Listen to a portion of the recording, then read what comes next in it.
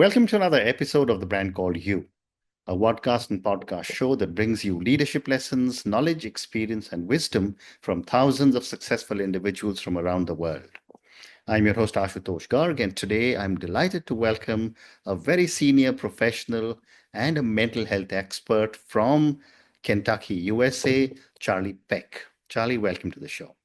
Thank you so much for having me, Ash. Thank It's a you. pleasure. Thank you. Charle is an MSW keynote speaker. She's an author. She's a school mental health consultant. She's the co-author of a book titled Improving School Mental Health, the Thriving School Community Solution, and I can see the book right next to her. She's also the co-founder of a revolutionary behavioral health program. Charle partners with school districts to improve the well-being of both staff and students. So, Charle, my first question to you, what inspired your transition from being a high school teacher to a licensed therapist focused on trauma and crisis intervention? Well, Ash, okay, so I taught in Canada and I grew up in Kentucky, but I moved to Canada and I got to live and work there. And my curriculum was amazing. I got to teach about mental health issues often. And so, in those discussions in high school, I mean, these teenagers were coming to me with all of these problems. And it opened up that great discussion of all of these problems they were having and struggles. And I didn't understand it. I couldn't understand why they had so many adults surrounding them that cared deeply about them. And they couldn't stop struggling with relationships and personal issues. And so I was on the leadership route, doing a lot of different things on the district, but I withdrew from that and realized I had something bigger to do and I needed to understand structurally what was going on. That's why I got my Master of Social Work degree. And then becoming a clinical therapist and working with teens and families in crisis just made sense so I could understand what was going on with them individually. That's why I'm doing what I'm Amazing. doing today. And how did your experience in education shape your perspective on mental health? Well, it helped me realize that the schools actually can be a part of the solution in a big way. Mm. Mental health is it's a great institution, but we're struggling there too. We don't have enough providers. And so I kept thinking, but we do actually have a lot of adults we can better utilize in the classroom because teachers don't have to be therapists, Ash, but they can be better tools and resources for kids so they can be better equipped. So that's the work that I'm doing. Amazing. So let's now talk about the student mental health crisis. How do you define the current student health mental health crisis and what factors contribute the most to it? Okay, so how do I define that? That's really interesting. It's the experience that teachers are having with student behaviors. They're really struggling. And so when we work with them, we're hearing that the students' behavior is the problem, but they're also burning out. So those are some factors that are contributing is the teachers are showing up struggling themselves. Mm-hmm. Parents at home are struggling. There's a big disconnect with schools and partnerships with parents and school staff. Yeah. And there's a lot of blame going on, Ash. There's a lot of blame. And so what we've tried to do is equip kids with resiliency skills, social emotional learning skills, which is great. That's great. We need to keep doing that. The problem is then we throw them back into the same environments that were very toxic for them, including those stressed out parents and burned out teachers. Mm. So there's a lot of anxiety going on. I'm diagnosing that a lot, and it's not because I want to, but Mm. because they're struggling so much with this anxiousness that our environment brings on. Amazing.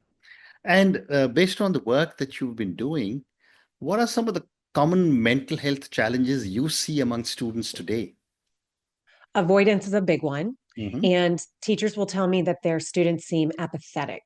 And so I actually did a lot of research on this and I was wondering what was Mm. contributing. Well, teachers say that kids are not paying as much attention in their classrooms to their lesson. Mhm. And you have to believe that social media and technology is contributing to that. Yeah. And so we saw anxiety increases in 2012, and we saw them also around COVID times 2021. So COVID, we know that created a lot of conflict in our education system. Mhm. That's no secret. In 2012, That's when the smartphone was starting to take on in our social media and stuff with our kids. Mm, And so it just changed the whole dynamic for them socially. And so I believe, and there's a lot of research that needs to be done, but it does affect their brain. And we are seeing some evidence of that. mm, So teachers are reporting that kids are not paying attention as much and they need a lot of stimulation in the classroom. mm, And also, they are relying so much on teaching them through technology. So we need to find a way through that mm. differently. Well said. And Charlie, what role does trauma play in shaping students' mental health and behavior? In a big way, Ash, in a big way. And what happens is the school environment creates a lot of stress. Mhm, Okay. So if stress is coming from trauma, that means our brains are already wired to be on high alert. And mm, so they might be in a classroom and another kid looks at them weird, or they might hear somebody's voice raised. That's actually a big factor. When they hear a teacher's voice that's already deeper and gets a little louder, they think that they're being yelled at, but they're not actually thinking. This is mm, subconscious. So mm. if trauma is a part of your history, which it is in for most kids in some Correct. shape or form, their brain might be on a high alert. And then what happens is that environment has so many stressors in it, the pressure of school, the pressure of academics, social, identity formation, all of those things. So kids are walking around with their brains flooded with stress. It's very physiological. Mm, So trauma, if that's underlying that issue, they're already on high alert. And so their behaviors are going to look much bigger, or they're going to be avoiding a lot more. So it's definitely a problem. wow. And are there any unique mental health needs of older students versus the younger ones? Hmm. There's a lot there. Let me just say this. Mm, I think if we have an understanding, a basic foundational understanding of how the development of the brain is at those various times, what mm, the adolescent brain needs and is like, mm, and what we can kind of predict from that, and versus early childhood. mm, I think if we have an understanding of brain development and child developmental needs, that is crucial. So even just the basics. And then I think if we give them understanding of what trauma is and how that might show up, we can humanize them at any age. And when we can humanize them, we can stay at calm. And that's what they need from us the most, correct. calm and predictability, so that they can figure out how to function better in that environment that they're in, no matter what their age is. Yeah, great response. Um, why do you believe traditional disciplinary practices often fail to address the root cause of student behavior? Yeah, there's tons of evidence to show that it doesn't work. Punishment doesn't work. I wish it did because people are doing it all the time. It's just not working. And oftentimes, what happens, Ash, is that it further isolates the kid. So if a kid already has labeled themselves as a troublemaker, or they're having problems at home where they feel alone, or they don't feel accepted by their peers, and then they do something to express that frustration or that sadness, and then they get further ostracized and put down, it is not helping them. it's Mm, it's hindering them. And so if we provide an outlet for them to express that feeling of frustration and isolation in a healthier way, that's why discipline is so important. Discipline is about teaching. yeah. And so if we can understand it, we can properly guide them. That's why teachers need to be better equipped. I was just wondering when I was reading about you, when I was in school, I'm talking of 50 years ago, disciplining was caning in private schools as Mhm. well. Yeah. So, how have some of these practices evolved or changed over the years? Yeah, I do think principals and like assistant principals, school counselors, I think they have a lot of information. I think they Mm, do understand that punishment mm, isn't best for the kid. Now, I'm not saying sometimes kids don't need to be yeah, removed, yeah, or we've got to watch out for yeah, everybody's safety too. yeah. So I think they understand. I think that it's difficult though, because there's a disconnect with leadership and teachers. Mm, Teachers are frustrated because the behaviors keep showing up in their classrooms yeah. over and over. Mm, And it actually, those big behaviors they're frustrated with tend to be the same kind group of kids. It's not all the yeah, kids, yeah. but all the kids could be affected. And then it just takes you off course too, Absolutely. right? Absolutely. Well said. Yeah. Well said. So And I mean, there's a lot to it. I Yeah. agree. No, no, I agree with you completely. My next question, Charlie, is how do societal changes such as the rise of social media and technology, impact a student's mental health? Well, they can all congregate in one area and have access to information, opinions. They're looking at people who don't look real on social media and they're trying to compare themselves to that as they're forming their own identity. I mean, that is real stuff that happens. Yeah. The other problem we're having is we're so polarized in our opinions.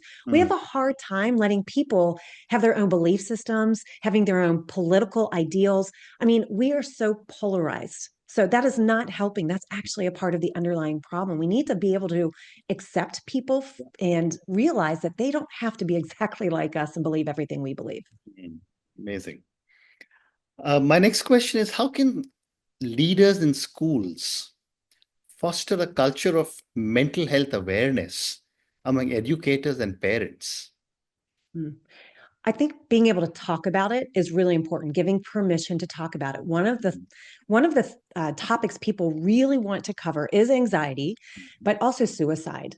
Mm, Suicide is a problem. A lot of kids, even young kids I work with, Ash, oh my goodness, they are having suicidal thoughts, but they don't want to talk about it. And they're mm, actually embarrassed to admit that they have them because mm, we haven't normalized the conversation. mm, But they really do want to talk about it. So principals, leaders, they can share information with their staff so staff have an understanding of not only what it looks like, what it sounds like, what they might see in groups or changing patterns of behavior, but also then what to do next. And oftentimes teachers don't want to even think about it because they don't know what to do. But if right. we give them simple steps to say, Mm, listen, just communicate what you know, and we'll do this together. You don't have to do this alone, and you certainly don't have to be a therapist and solve the problem.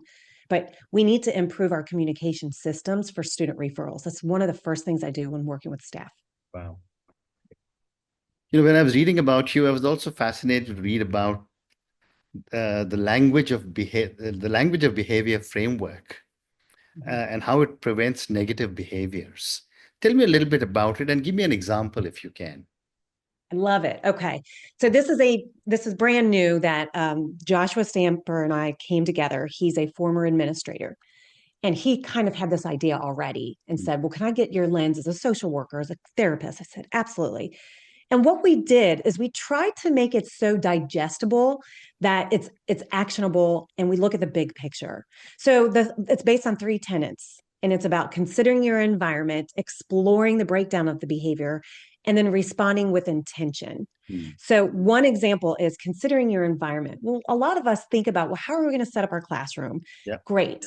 But what we don't know is that there might be things in the environment you have no control over Mm, or that you can control, but some things we're going to trigger these kids. Some things they might look at something and you have no idea about it, but it might actually set them off. The right. problem is you can't predict that. But what we can do, a tool that we use is the environment inventory, for example. So, what are the physical sensory things in your environment that might actually set them up, the lighting, all of those things that we probably already think about. Mm, But the inventory is a tool we can use, but we also consider the social space. mm, Are we hovering over kids? How is our voice appearing to them? Are we shifting energy when we notice the energy is too high? Are we able to mm, shift that to low?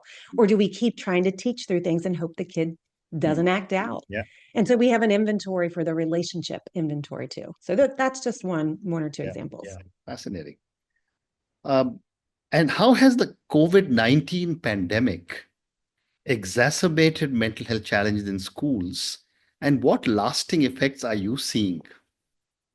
The anxiety levels have definitely gone up. And the reason for that seems to be that when kids were at home, they were either sent back to spaces that were very toxic for them, and nobody had their eyes on them. And so they were further put into traumatic situations. That is one aspect of it. There are many, but that's one that sticks out. Yeah. The other one is there is a need for skills. I mean, like a lot of kids lacked skill building, a lot of social skills for the younger kids, especially. And so those kids are now in middle school. And some of those kids really needed that reinforcement at the school level in a structured environment, and they're missing it. And Mm, so some of those behaviors are showing up in the middle school. And again, if they missed kindergarten and first grade and second grade, mm, then they absolutely are, sitting in second, third, or fourth grade without some of those skills too. And Right. some of those are math skills, reading skills that could have been better reinforced. Yeah. Some fears emerged out of those and haven't been processed for these kids. Hmm. Some kids got so isolated that they're still dealing with depressive symptoms that went unnoticed. So there's a lot of Yeah. different Yeah. things going on. But our school structure has changed a little bit too. We're Hmm. not adapting as quickly as we need to as well. Amazing. Which leads me to my next question. What are some systemic changes needed in education to better support mental health? Yeah.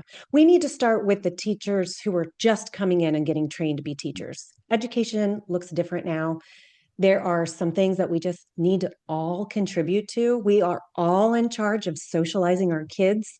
It's not just the parent or caregivers. It's not just their job. Yes, they have a big responsibility, but when those kids are in front of us all day long, we contribute to their socialization as well. So we just need some basic skills, like I said before, understand child development better, Yeah. understand how to recognize what some mental illness signs and symptoms look like so that we can get them in soon, Hmm. understand how to communicate better and become better informants to the mental health professionals. So there are some things we can Yeah. tighten up for sure, starting with new teachers for sure. Fascinating. One more question before I move to your two books.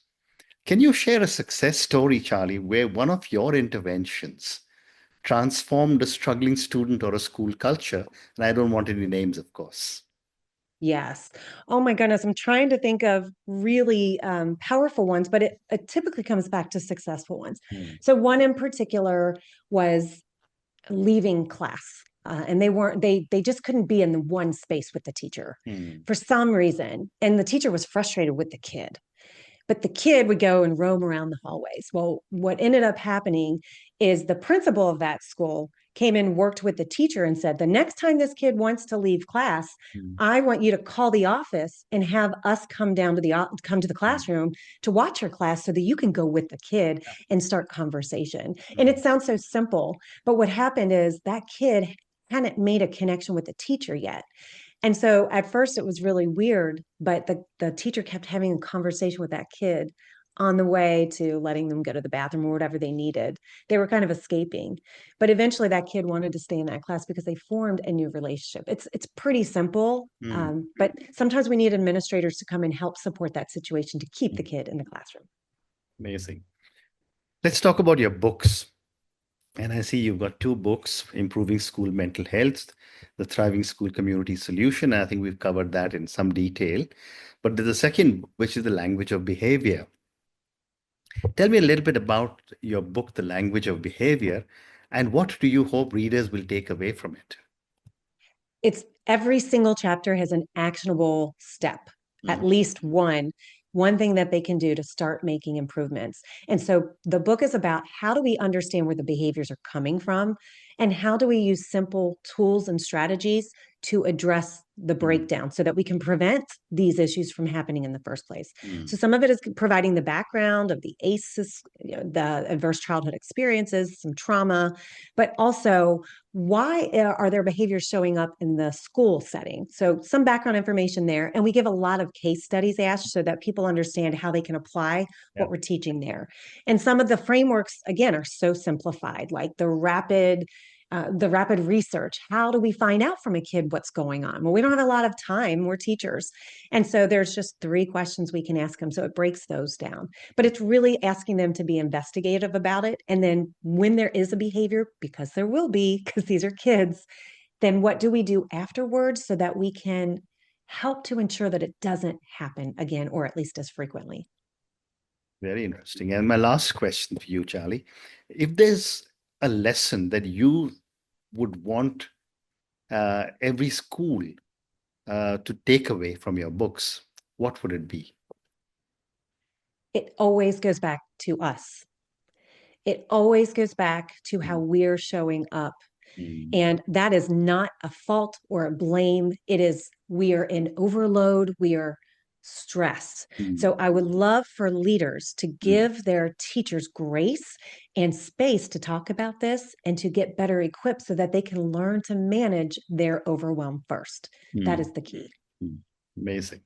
And on that note, I just want to say Thank you, Charlie, for speaking to me about your journey. Thank you for speaking to me at such length about the mental health challenges the world faces. And I guess it's the same in every part of the world. What is encouraging for me is that everywhere in the world, people are now beginning to accept that there is the challenge of mental health. And that I also believe is a very major step. Because I know in my country, for years together, mental health used to be swept under the carpet. And people would say, oh, this is not something we can even talk about. But I learned many new things from you today, whether it was the common mental health challenges, the impact of trauma, uh, discipline, social media and technology, culture, and the COVID-19 pandemic. We also got a chance to speak for just a few minutes about your books. But thank you for speaking to me and good luck to you. I am grateful. Thank you so much for your work. Thank you. Thank you for listening to the Brand Called You videocast and podcast, a platform that brings you knowledge, experience, and wisdom of hundreds of successful individuals from around the world. Do visit our website www.tbcy.in to watch and listen to the stories of many more individuals. You can also follow us on YouTube, Facebook, Instagram, and Twitter. Just search for the Brand Called You.